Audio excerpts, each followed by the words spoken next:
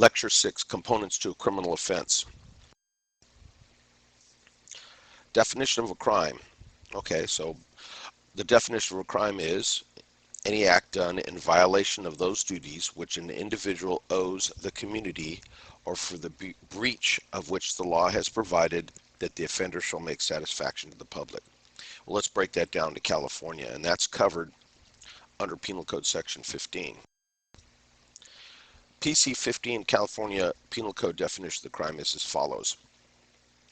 A crime or public offense is an act committed or omitted in violation of a law that forbidding or commanding it, and to which is annexed upon conviction any of the following punishments: death, imprisonment, fine, removal from office, or disqualification from holding office.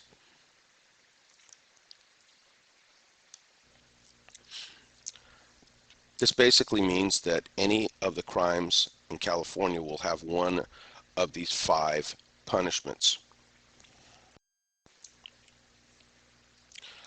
Parts or elements needed to constitute a crime. First of all, you have to have a law or a statute that's written. It has to include the conduct or act, the mental element or intent. There has to be a joint relationship between the act and intent. It's got to be close in time, and there has to be a cause and effect relationship between the act and the harm done to the victim. Start talking about criminal conduct first. Types of criminal conduct. The first thing that we're going to talk about is Actus Reus. Actus Reus is basically Latin for act. This is a voluntary, physical, positive act, or a failure to act, an omission.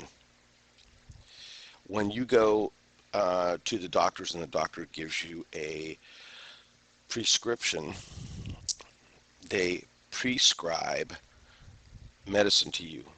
They basically order you to take medicine. If something is proscribed, P-R-O-scribed, means that you're not to do that. Also, other things that are considered acts are illegal possession or transportation of certain contraband. There's also constructive acts, someone who might use an animal or tools or device, a computer, or a trained monkey who can jump in a window and steal purses. There's also the principal agent rule, someone who's under someone else's control. Or an act can be considered passive participation, where a guard looks the other way while his brother commits a burglary, a 459 PC. And there's also some statutes that include verbal conduct. 415 of the Penal Code includes things like challenging to fight. It's the verbal challenge that's actually the violation of the law. Sometimes status can be an act, can take the place of an act, and there are some certain situations where conduct could be criminal. Somebody, because of their age, if you're under 21, you can't be in possession of alcohol. Under 18, can't be in possession of tobacco.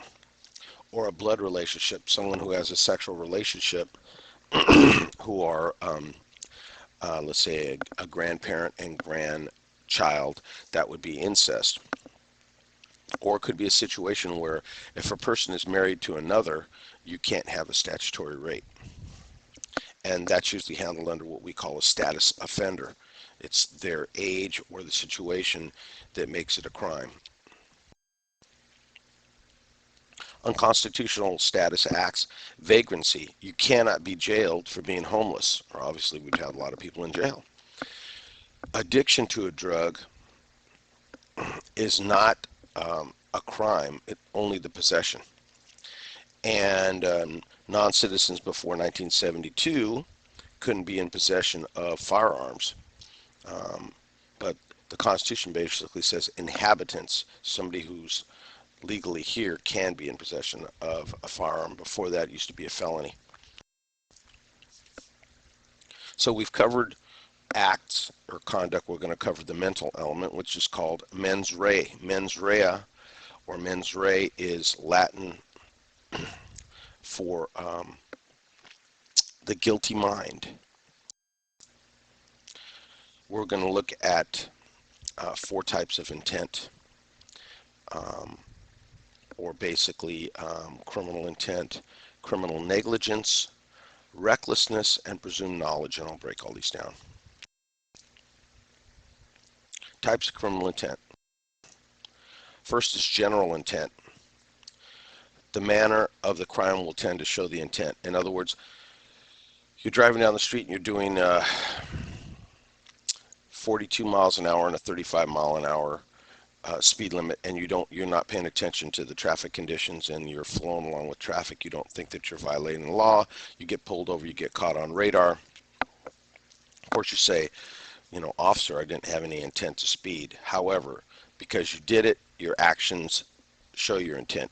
So on a general intent case, it doesn't take any specific state of mind. It's just if you violate the law, then you're guilty. Possession cases, you have in your possession an ounce of cocaine.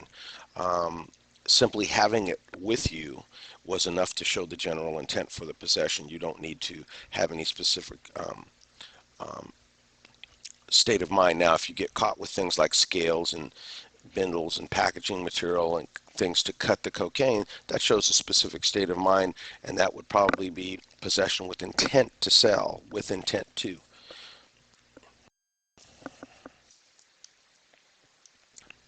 In specific intent crimes, it involves doing something for a special purpose.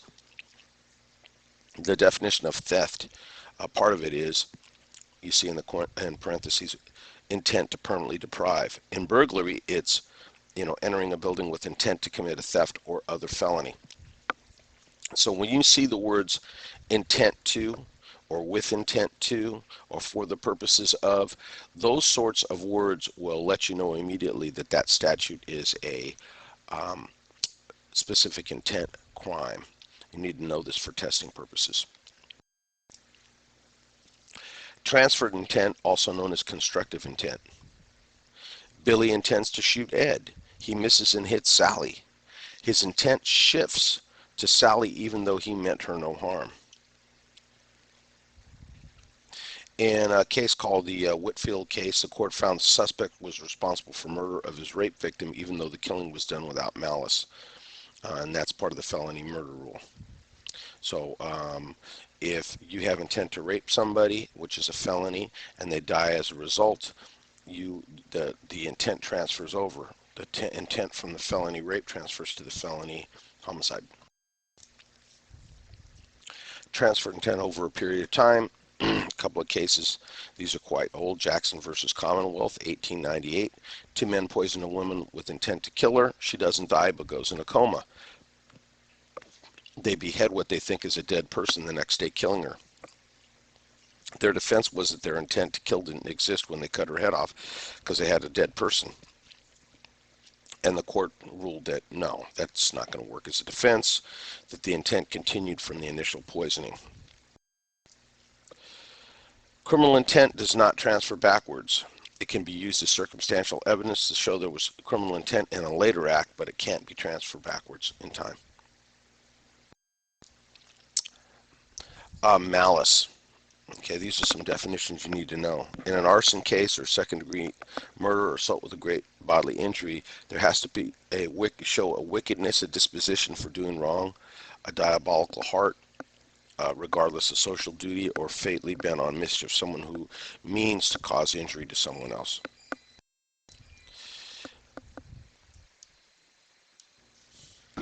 Malice and murder could be expressed where the person actually says, I'm going to kill you, deliberate intention to unlawfully take away a life of a fellow creature, or it could be implied. No provocation occurs, and the circumstances surrounding the killing show an abandoned, malignant heart, a cold-bloodedness. Motive, why a person commits a crime.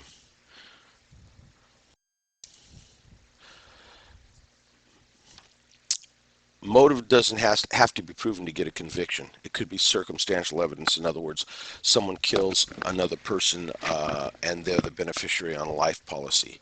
I'm trying to think of the movie The General's Daughter. It says, what's the motive for murder? And it's usually jealousy, greed, revenge, or to cover up another crime. Those are usually the motives, per John Travolta, right?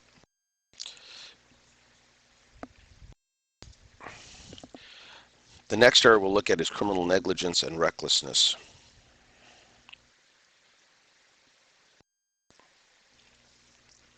There's 5 elements normally involved in negligence. First, an obligation or responsibility on the part of the defendant toward proper conduct. Then there's got to be a standard of proper conduct.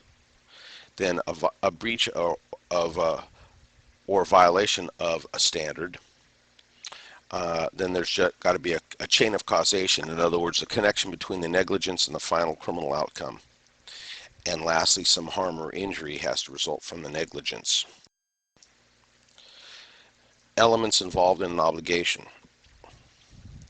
The statutory obligation. PC 270 provides necessities for children. There would be an example. You must care for, provide medical attention, etc. Unwritten obligation involving safety and welfare and others can be covered under hunter safety rules and regulations. Or there could be occupational responsibility, railroad switch person, or a police security officer. Let's say they get drunk, they fall asleep, fail to do their job. Or there could be a moral obligation. I can give you an example of one case that I handled in Berkeley where proud parents of a newborn baby who were both crack addicts immediately went out, bought some crack, and partied for about a day, and then passed out, and the child died from a simple fever that wasn't treated. They woke up from their cocaine binge about 2 days later, and the baby was dead, and they were charged with homicide of that child. The proper standard of conduct. Person should perform duties or acts in the following manner and be prudent, reasonable, and with due caution.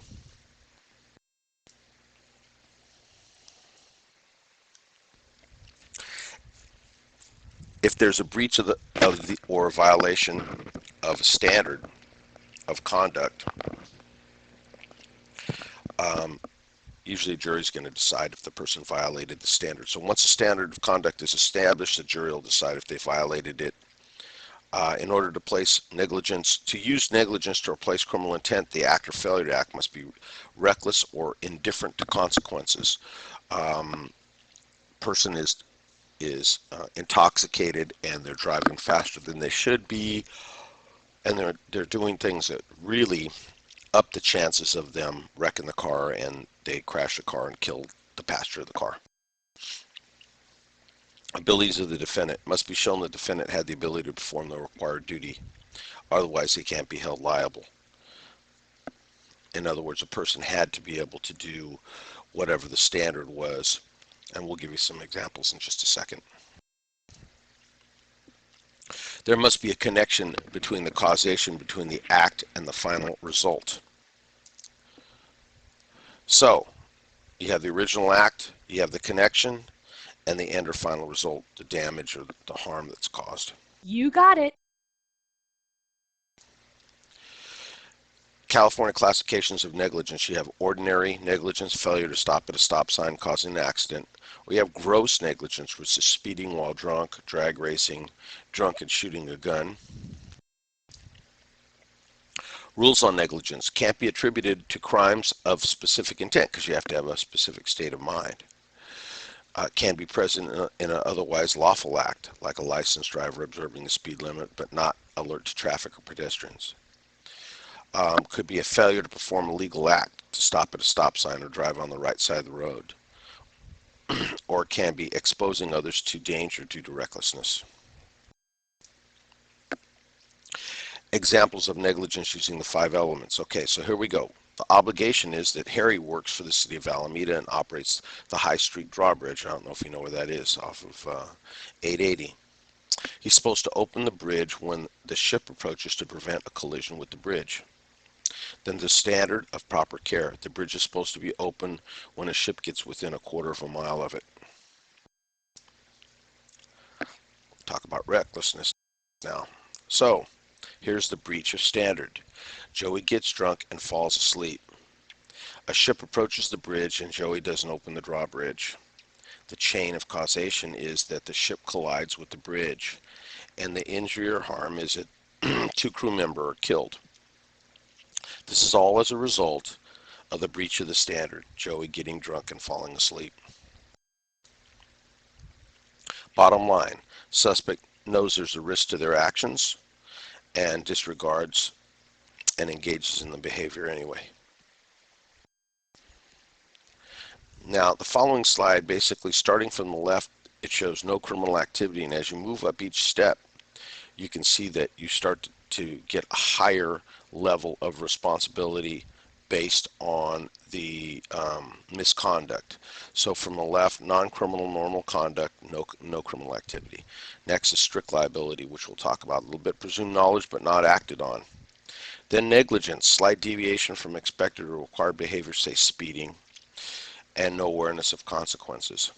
Gross negligence, greater deviation, let's say going 100 miles an hour, and there's more of a chance that you're going to have some harm. Then you have recklessness, aware of possible consequences, and willful or wanton disregard, you disregard those.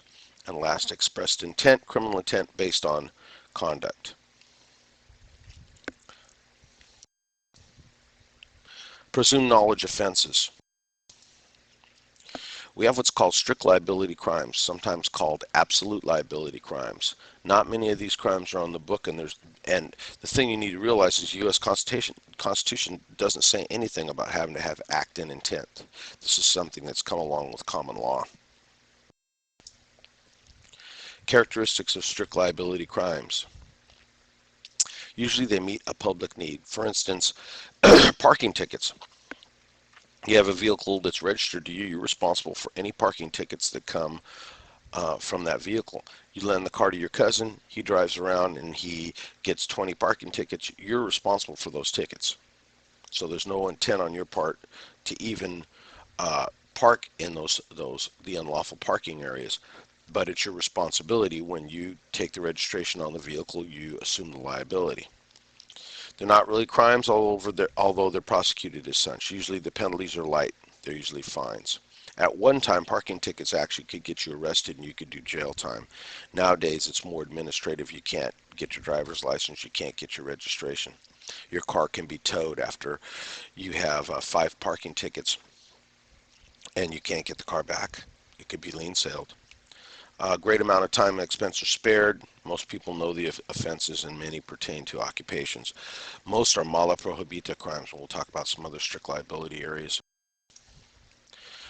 Here's some examples. Parking tickets, selling bad or tainted food, that would be under health and safety. Public sanitation laws, mechanical condition of an auto. In other words, if you let your tires start to go bald or you have a light out or what have you, you could be cited, and the owner of the vehicle is responsible for it. And alcoholic beverage control laws. Constructive knowledge. This replaces criminal intent because it's presumed the suspect knew what they were doing was wrong. Presumed or constructive knowledge. Strict liability concerns. Principal agent rule. An employer is responsible for the act of an employee. If you go into a restaurant and it's filthy back there, the employer is responsible. Employee could be dishing out tainted food. ABC laws, if you have an employee who sells alcohol to a minor, that employee gets a ticket and so does the owner of the actual liquor license, except when the employer is out of town or sick or unable to supervise. Or offenses are committed by principal or agent but unknown to another. In other words, an employee unknowingly delivers illegal substances. Could be that the employer is having them do this, or they're coerced by the employer to do it.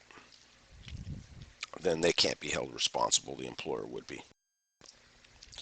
Presumptive laws. Certain laws involve a statutory presumption of certain facts. There's a presumption that the defendant has a certain or particular intent, knowledge, or performed a certain act. Presumptive versus strict liability. The major difference between the two is that the presumptive law can be rebutted where the strict liability cannot. In other words, you can argue against presumptive but not strict liability. Conditions for presumptive laws. The offense affects the general community and not just one person. No intent is required as in strict liability. The presumption must be written into law, and the state has the burden of proof to show that all the elements of the crime occurred.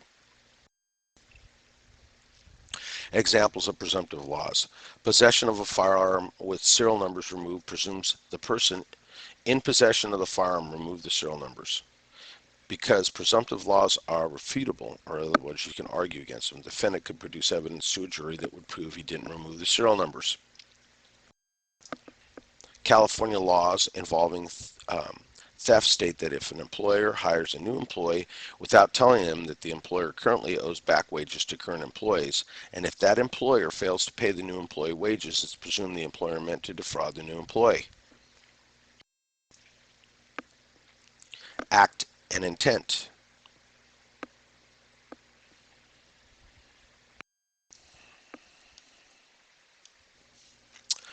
There must be a joint relationship between act and intent. Here's some examples of some things for you to think about. Mary hates her husband Tom. She plans to kill Tom, who's away on a business trip. Tom comes home early, forgetting his key, climbs in the window. Mary thinks it's a prowler and shoots him. In this case, it's a self-defense case. There's no crime because you don't have the intent linked with the act. Harry's cutting down trees and inadvertently drops a tree on Jim, killing him. There's your act. Once Harry realizes it's Jim, he is happy because he's hated Jim since he found out he had an affair with Harry's wife. Oh, Harry actually wanted to kill Jim. There's no crime here. You can't go backwards in time. When the act was committed, Harry didn't know he was dropping the tree on Jim. Cause and effect relationship and the doctrine of proximate cause. Causation. It's really responsibility. You have things like contributory negligence. In criminal law, there is none. A rape victim who dresses provocatively is not responsible for the rapist's actions. However, in civil law, if the jury feels the victim in some way contributed to the resulting injury or harm, they can reduce the award that they're going to get. In other words, if the victim in the case did something that contributed to the whole situation, they may not get a full award. They'll get a percentage of it. Criminal law. There must be criminal intent. Jim throws a window through. Jim throws a baseball through a window. Under criminal law, it's an accident. You can't be prosecuted for it. But under civil law, it's even though it's an accident, Jim would be civilly liable for the window.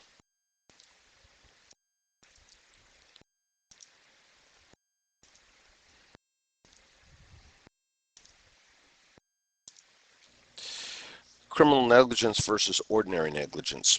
In criminal negligence, there's a legal obligation to perform a certain act or maintain proper caution when performing certain acts like driving a vehicle. In ordinary negligence, failure to perform an act in a reasonable manner or show proper caution in the performance of that act. Types of causation. You have direct and indirect causation. Direct. Harry kills his wife. Points a gun at her, pulls the trigger, bullet hits her in the head, and she dies. Indirect. Harry is firing his gun wildly in the air after getting drunk. He hits his neighbor who's on his roof adjusting a TV antenna. So what I'm trying to point out here, though, is in the first one you have that direct causation. Indirect, Harry didn't mean to shoot his neighbor. However, he's responsible because he's intoxicated and he's firing a gun wildly, and there's a high possibility you're going to hurt somebody. And we have a couple of violations there. One, assault with a deadly weapon is not a specific intent crime. The other one is discharging a firearm in where it could cause damage to somebody. Elements for criminal causation. Conduct was the cause in fact of the final harm. So the conduct was cause and fact rules. One is the but-for rule, and that means that but for the original act would the harm have been caused. Example, but for the defendant negligently used gasoline to clean the engine of his motorcycle, would the fire have started that eventually led to the death of a person? The next would be the substantial factor rule. Was the defendant's conduct a substantial factor in bringing about the criminal result? Two suspects shoot the victim dies. Who's responsible? In California law, they're both liable. It's important that you also be reading your textbook besides listening to these lectures, because the lectures is to help you, but you need to realize that many of the questions coming on tests are going to be directly from the book. Proximate cause. A person is responsible for foreseeable outcomes of their actions.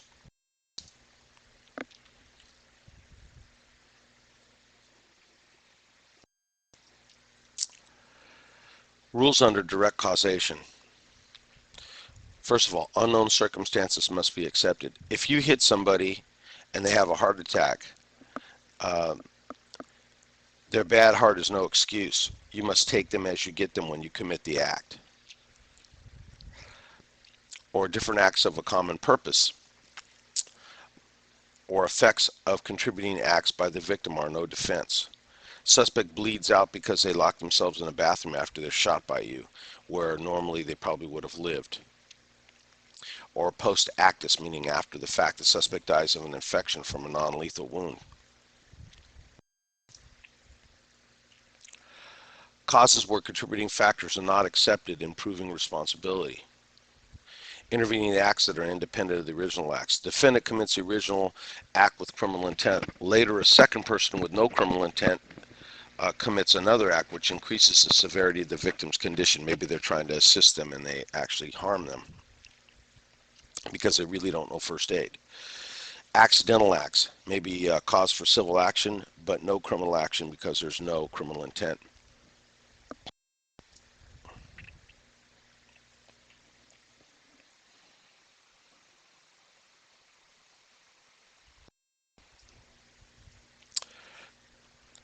Make sure that you check the key terms in this lecture, and also if you don't understand any of these key terms, including definitions of crimes, elements of crimes, actus reus, mens rea, type of criminal intent, criminal negligence, malice, motive, proximate cause, direct causation, contributing factors, causation, ordinary negligence, gross negligence, strict liability, presumptive, then you need to look them up in your book. And that's the end of lecture 6.